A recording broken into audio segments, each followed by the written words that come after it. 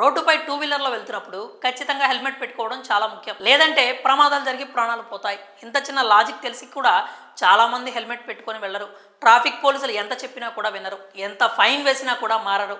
ఇంకా చేసిన తప్పులే చేస్తూ ఉంటారు. హెల్మెట్ పెట్టుకుంటే కంఫర్ట్గా ఉండదని, జుట్టు రాలిపోతుందని, ఇలా ఎందుకో రకరకాల కారణాల వలన హెల్మెట్ పెట్టుకోరు.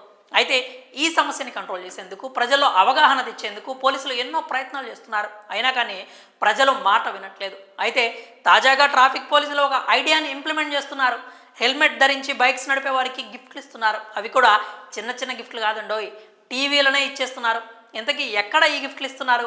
దీని గురించి పూర్తి వివరాలు మనం ఇప్పుడు తెలుసుకుందాం. ఇక తమిళనాడులోని వేలూరు జిల్లాలో ప్రమాదాలను తగ్గించేందుకు డిసెంబర్ 1వ తేదీ నుంచి ఖచ్చితంగా హెల్మెట్ పెట్టుకోవాలి అని అధికారులు ప్రకటించారు. ఇక ఇప్పటికే జిల్లా వ్యాప్తంగా ఆదేశాలు జారీ చేశారు. ముఖ్యమైన ప్రాంతాల్లో వాహనదారులు తప్పక హెల్మెట్ పెట్టుకొని రావాలనే బ్యానర్లు, పోస్టర్లను కూడా అతికించారు. ఇంకా వీటితో పాటు జిల్లా వ్యాప్తంగా ట్రాఫిక్ పోలీసులు కొన్ని అవగాహన కార్యక్రమాలు కూడా చేశారు.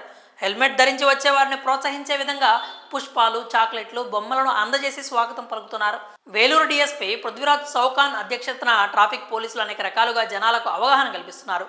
వేలూరు గ్రీన్ సర్కిల్లో ప్రతి ఒక్కరూ హెల్మెట్ ధరించి రావాలి అని బొమ్మలను ఉంచి అవగాహన చేపట్టారు. హెల్మెట్ ధరించి వచ్చే వారికి బొమ్మలు, పెన్నులను కూడా అందజేశారు. అయితే హెల్మెట్ లేకుండా వాహనం నడిపి వచ్చిన వారికి కరపత్రాలు అందజేసి అవగాహన కల్పించారు. ట్రాఫిక్ పోలీస్ ఇన్స్పెక్టర్ రజనీ మాట్లాడుతూ డిసెంబర్ 1వ తేదీ నుంచి తరచూ హెల్మెట్ ధరించి వచ్చే వారిని గుర్తించి వారి వాహన నంబర్లను నమోదు చేస్తామని అన్నారు. అంతేకాకుండా వారిని లాటరీ ద్వారా సెలెక్ట్ చేసి వారికి పెద్ద ఎల్ఈడి టీవీని గిఫ్ట్గా ఇస్తామని తెలిపారు. ఈ విధంగా ట్రాఫిక్ పోలీసులు వేలూరులో ట్రాఫిక్ రూల్స్ పాటించే వారిని గిఫ్ట్లతో ప్రోత్సహిస్తున్నారు. ఇక ఈ విషయం గురించి మీరేమనుకుంటున్నారో మీ అభిప్రాయాలను కామెంట్స్ రూపంలో తెలియజేయండి.